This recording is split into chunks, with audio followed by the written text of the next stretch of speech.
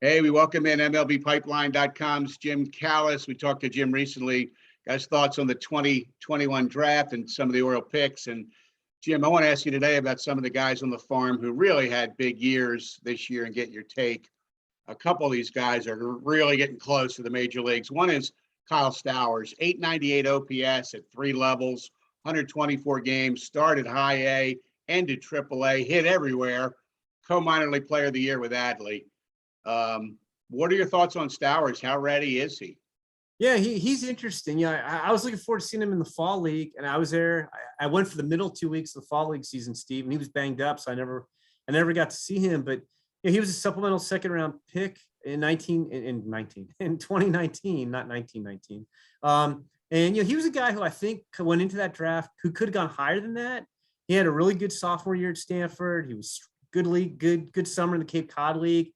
And they got kind of off to a slow start, which I think knocked him down the draft a little bit to the Orioles. And you looked at it at the time as that was a potential value pick, and that looks like it is going to be a real value pick. I mean, as you point out, huge year, shared the minor league player of the year award with Adley Rutschman within the organization, hit 27 homers, hit almost 280, drew a healthy amount of walks.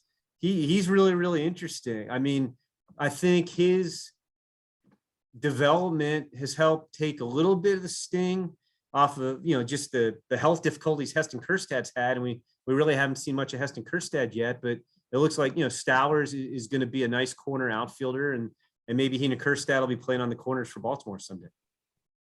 And he's number 11 on MLBpipeline.com's Orioles top 30 right now. At number 25, and I think he's going to be moving on up, or he looks like he can, is Drew Rom, lefty pitcher, just 21, two levels this year, Jim. He ended at Bowie, and at the end of the year, he was pitching lights out for the Bay Sox. Final numbers for two levels, 11-1, 3.18 ERA, 112 WHIP. All the numbers are good, just 21, high school pick out of Kentucky a few years ago. He doesn't make the big headlines like others like Grayson and DL, but Rom is really coming off a big year. Yeah, he can really pitch. I mean, I think the reason he doesn't get, I agree with you. I think he will move up our list. I mean, that list was done kind of toward the end of July, and obviously there's been things that happened since then, and we'll make some adjustments. But he doesn't light up the radar gun. He's more of a pitchability lefty with really good feel for secondary pitches, slider and changeup.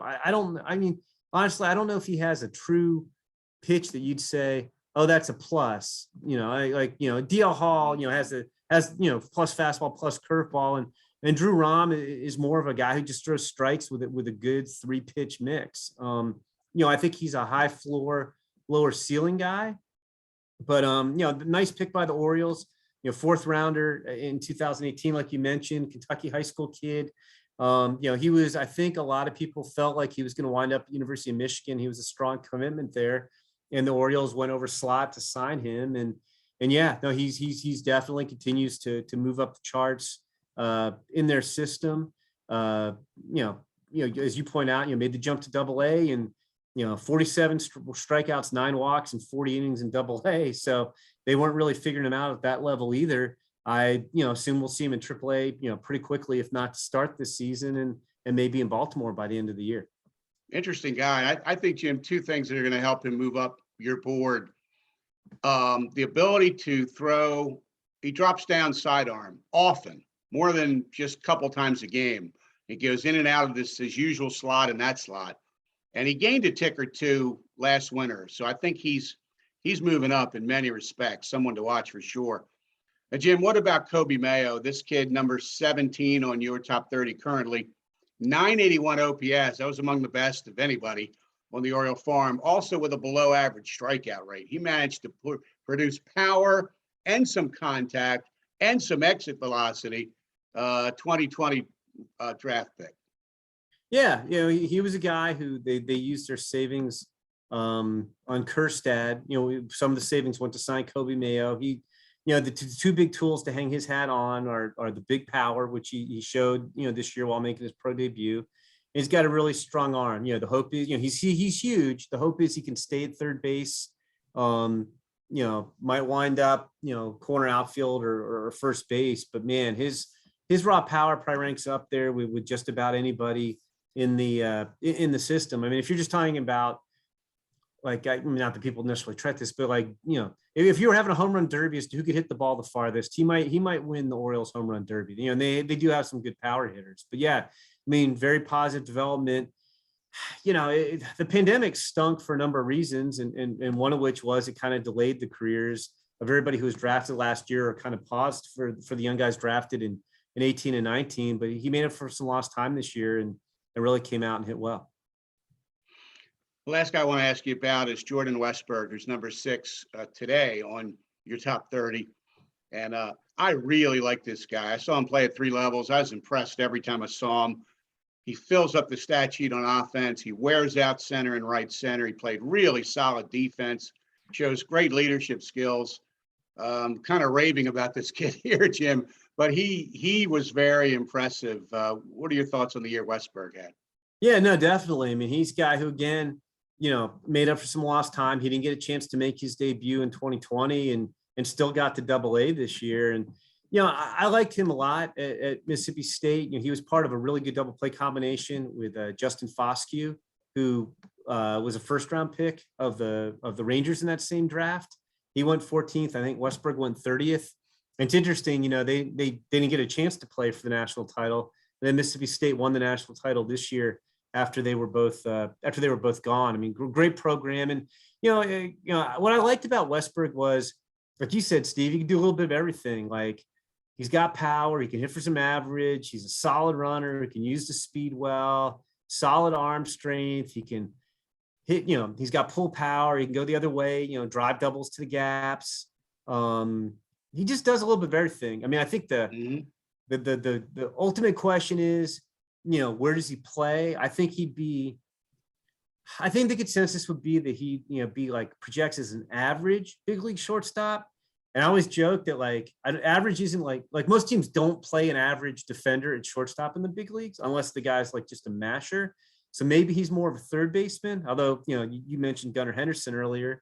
I think Gunnar probably winds up at third. And so maybe that enhances Jordan Westberg's chances at staying at short, at least for a little while. But not, I mean, look, this guy's going to be a regular in the Orioles infield somewhere. Because like you point out, I mean, he can do, he can do a little bit of everything.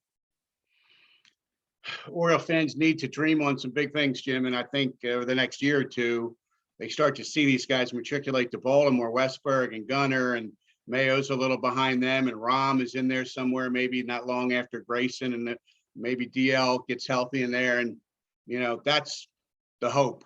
That word hope Oriole fans are looking for is some of these names.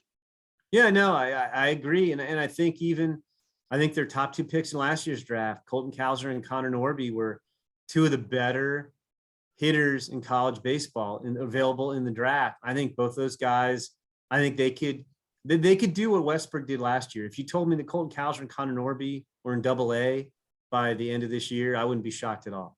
I mean, Cowser got off to a strong debut. I don't remember off the top of my head, Norby did, but like, I think both those guys are going to move pretty quickly too. Like, I don't think 2022 is going to be the year we're talking about the Orioles returning to contention, but if they can catch a couple breaks with pitching, they might sneak up on some people in 2023, Steve. Like, I do firmly believe that when you talk about the teams that have like the very best, like I say, a top 3 farm system in baseball, and right now we had the Orioles ranked number 1 the last time we ranked farm systems, those teams often contend like a year earlier than you expect.